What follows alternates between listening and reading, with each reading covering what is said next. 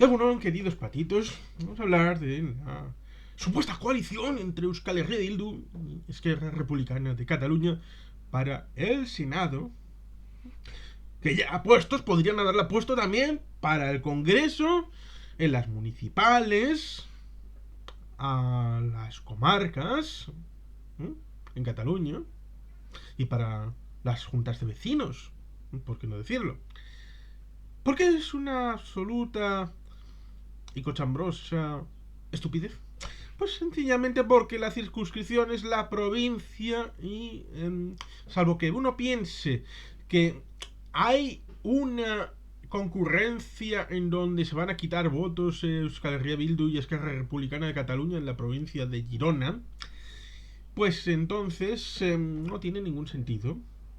Es como si el partido andalucista llega a un acuerdo de coalición, pone el BNG para el Senado. Todo muy lógico y sentido. Lo mismo que si Coalición Canaria lo lleva con por Asturias y con el Partido Regionalista Cantabria. ¿Verdad que todo es muy lógico?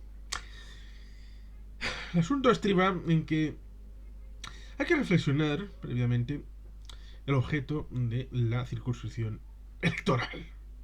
Y es que en el marco de la Constitución Española de 1978, en teoría, el marco preferente de la entidad subestatal para la configuración del Estado será la autonomía.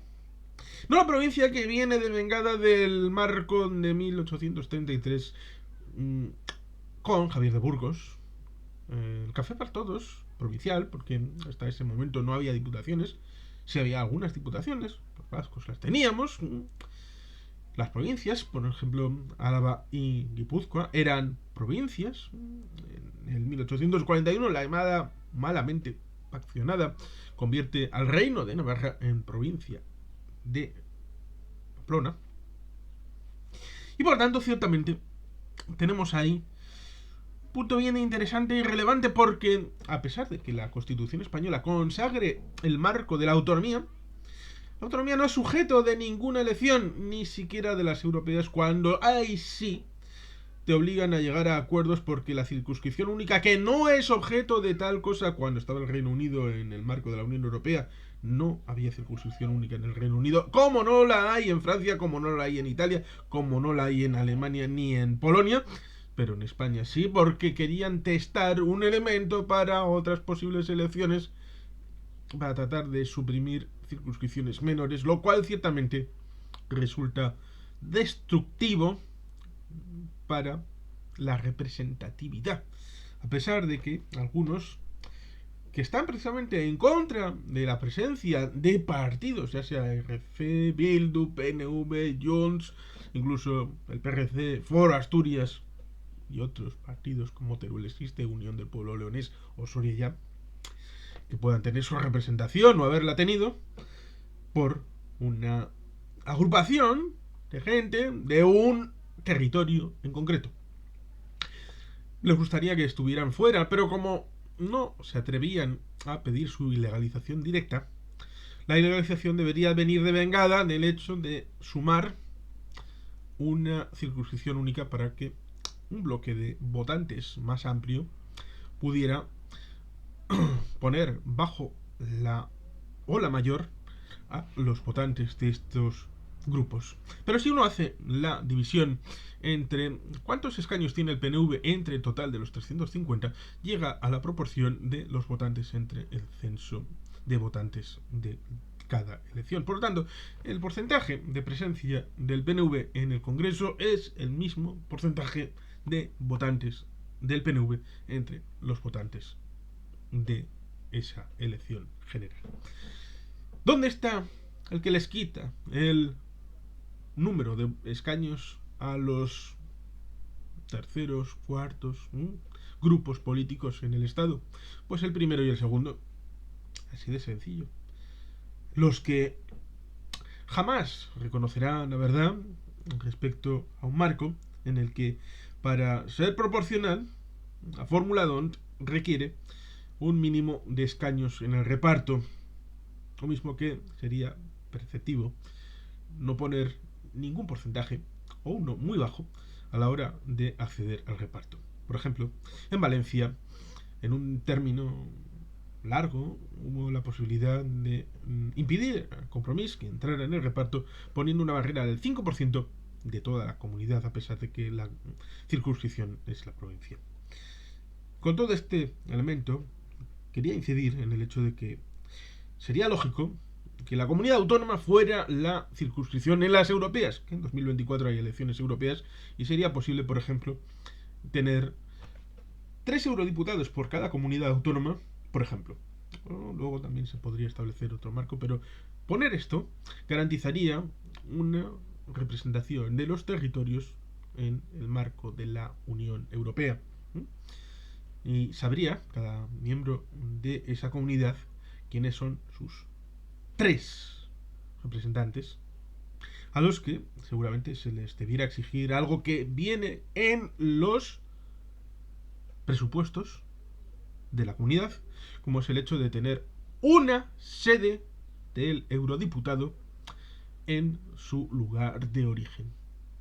Una oficina que sería el contacto directo con los ciudadanos.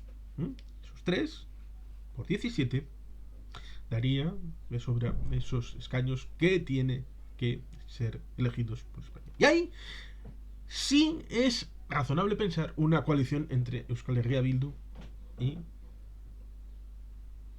Esquerra Republicana de Cataluña, en tanto en cuanto este marco que acabo de proponer no se llevará a término, porque para poder sumar lo suficiente, ciertamente es necesario, como decíamos ayer, sumar fuerzas para poder incorporarse a ese reparto de euroescaños.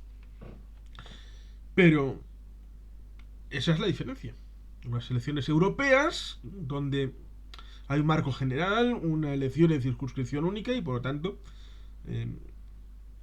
es necesario sumar en el mismo combo los votos de Girona, los votos de Tarragona, pero también los votos de Teruel, los votos de Lugo, los votos de Cuenca, los votos de Alicante, los votos de Lanzarote. Por lo tanto, ciertamente ahí, en ese marco general, es bueno agrupar entre similares, en teoría similares, para dar una idea al votante de que puede ejercer su derecho a voto, y ese grupo ya proyectará sus demandas en el marco de la Unión Europea. Si se quiere hacer lo mismo para el Senado, entonces se estaría reclamando la destrucción de las circunscripciones, cosa que puede ser hasta cierto punto razonable, en tanto en cuanto deberían de subsumirse en un marco general de la comunidad autónoma, no de la provincia, sino de la comunidad autónoma. Entonces tendríamos esa circunstancia en la que, en vez de ser 4 senadores por provincia, serían, en el caso vasco, la comunidad autónoma vasca, tendrían que ser 12. Y yo recomendaría pasar directamente a un listado de 12 senadores, no tanto como se podría pensar en el marco alemán, en donde a los miembros del Bundesrat, que es la Cámara de Diputados, el Bundesrat sería de los senadores, valga la asimilación, son los gobiernos de los Land los que eligen a esos representantes directamente. No vamos a decir que los representantes vascos al Senado los tenga que elegir directamente el gobierno vasco, a pesar de que sería la transposición del marco alemán al marco español. Y reconocemos ciertamente que la Ley Fundamental de Bonn fue uno de los pilares para la construcción de la Constitución Española de 1978 vigente. Pero sería más razonable, dado que se ha podido comprobar en todas las elecciones que la elección de listas abiertas, ahora que hemos tenido un recorrido amplio en el que había gente que pedía listas abiertas al Senado, al Congreso, a la Junta de Vecinos, a todo lo que se quiera para el Senado, ha habido lista abierta siempre. Y esto cualquiera que haya tenido que estar en una mesa electoral, ya sea como miembro titular o suplente, pero se haya tenido que quedar, o como interventor, cosa que yo llevo haciendo 23 años, pues tiene la experiencia de hacer el montón de la lista al Senado por partidos. Y luego hay un porcentaje pequeño de raras, entre comillas raras, que es la de la gente que se cree de verdad el tema del Senado y te vota a 3 personas distintas de 3 candidaturas distintas. Muchas veces se ha intentado esto. De, por ejemplo, en Navarra, meter la idea de que la gente pudiera votar a uno de Garabay, uno de Euskal Herria y otro de Podemos, para tratar de evitar que los 3 escaños fueran para UPN-PP. Lo mismo, en Hilo Tempore también ha sido objeto de discusión, por ejemplo en Valencia y en otros lugares, incluso en Cataluña se le llegó a hacer una fórmula parecida a lo que sucedió en tiempos de Chiriñacs o otros en el Senado, candidaturas, en este caso conformadas por Esquerra Republicana de Cataluña, el PSC y Iniciativa per Catalunya. Esta idea ciertamente tiene más lógica porque son partidos del mismo territorio, de la misma circunscripción, en donde ciertamente podrían competir entre sí para luego el reparto. Podrían disgregar y por lo tanto, como es en puridad que los 3 primeros pueden ser de una lista en concreta, no puede lograrse una lista a los 4 senadores de la circunscripción, porque solamente presentan 3 candidatos, a pesar de que haya 4 en liza. Pues entonces, si es por puridad de número de votos a la persona, es posible lo que unos alumnos intentaron en Madrid. Proyecto fin de curso. Intentaron una candidatura al Senado que estuvo muy cerca de obtener un senador. Estuvo muy cerca. Lo cual ciertamente es para pensar, para reflexionar, de que siempre hay opciones y por eso uno no debe de dar la espalda, porque uno crea que se me van a dar mal las elecciones, mejor no voy. Eso es insultar al votante. Pero, como digo, las más de las veces, el votante sigue las directrices del partido y es posible hacer un combo para tratar de, si, imagínate, está el partido A, el 1, el 2, el 3, y luego el partido B, el 4, 5, 6, y luego esos otros 3 partidos que podrían formar una coalición están del 7 para abajo en número de votantes para sus candidatos. Si fusionan sus candidaturas en una de 3 nombres, renunciando cada uno a poder tener la posibilidad de coger 3 senadores, pero garantizándose uno, es posible, tal vez, que entre alguno, o los 3, entre esa lista de 4 y por lo tanto poder alcanzar esa representación. Otra cosa es ¿para qué? ¿Para qué quieres ir al Senado? Es una pregunta que todo el mundo debería hacerse, lo mismo que ¿para qué quieres ir al Congreso? Pero estamos con el Senado. ¿Para qué quieres ir al Senado? En teoría, el Congreso es una cámara de representación poblacional de la población, de la circunscripción de cada provincia, para representar sus intereses y aunar el marco general del esfuerzo de la primera lectura, la Cámara de Primera Lectura, que es el Congreso. El Senado sería la Cámara de Segunda Lectura, la Cámara Alta. Antes podía ser algo relacionado como tienen en el Reino Unido la Cámara de los Lores, de una determinada clase social, para atemperar los efluvios, las ínfulas revolucionarias del pueblo a la hora de una votación que puede ser demasiado exaltada para que la sapiencia de la senectud pudiera poner cordura en alguna que otra propuesta que se saliera de madre. Como ese marco general está más que superado, o no, ¿verdad? Pues ciertamente la otra oportunidad es la de ser una cámara de representación territorial. Pero representación territorial ¿en base a qué criterio? Porque entonces deberíamos de pensar que si de verdad hubiera una posibilidad, como se establece en la división regional de Javier de Burgos de 1833, donde establece el marco donde se incluye la región leonesa que incluye León, Zamora y Salamanca. La representación territorial debería de incidir, por ejemplo, en eso, y hay una desproporción entre la supuesta comunidad birregional de León y Castilla, de una región como es Castilla y de la otra que es León, para no decir Extremadura. Y al estar dependiendo de franquicias políticas con sede en Madrid, lugares como Extremadura ciertamente tienen poco peso porque tienen que aportar exactamente lo mismo,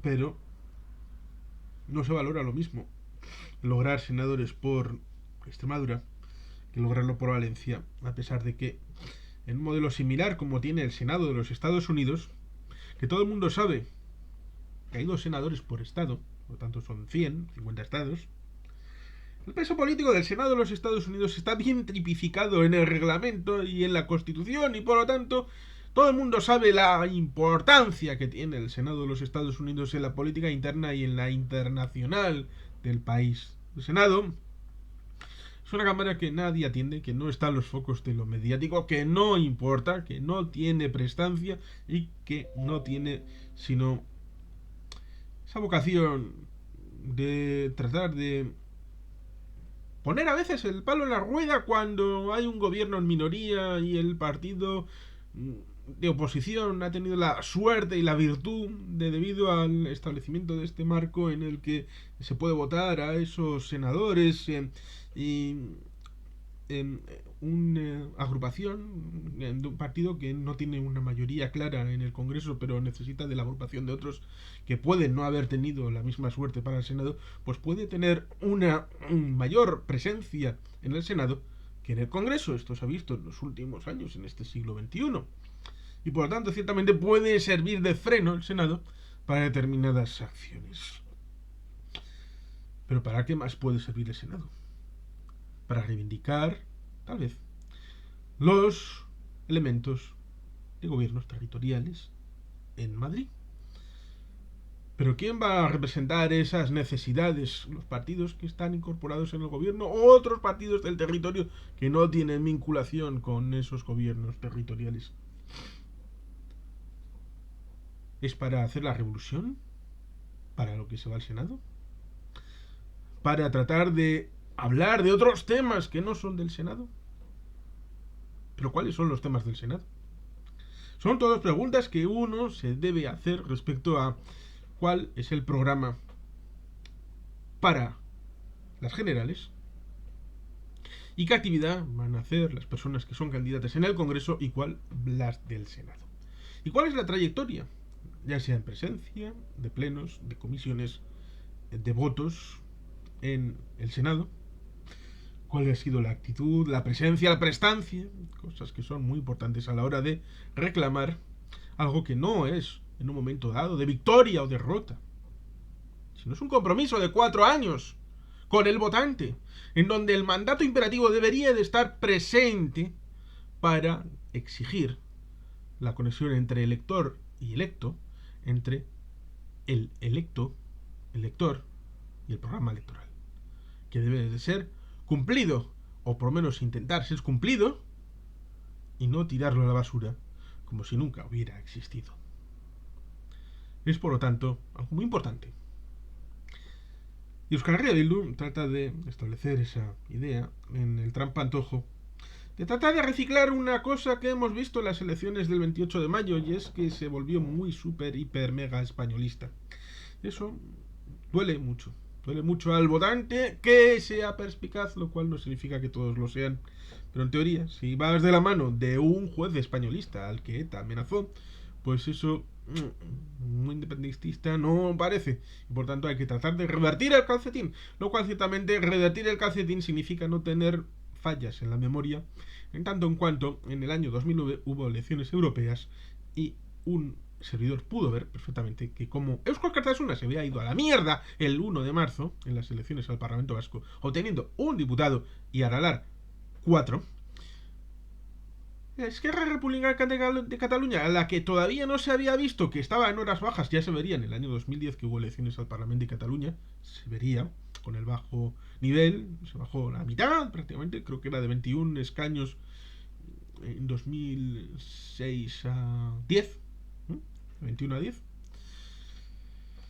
pues aún no se veía esa circunstancia de las debilidades internas y se pensaba que Esquerra Republicana de Cataluña era la que necesitaba un socio a su igual y por eso se pusieron a negociar directamente con Aralar, obviando una ligazón de décadas con Eusko Alkartasuna, una coalición para las europeas en las que se incorporó al BNG y a otros partidos.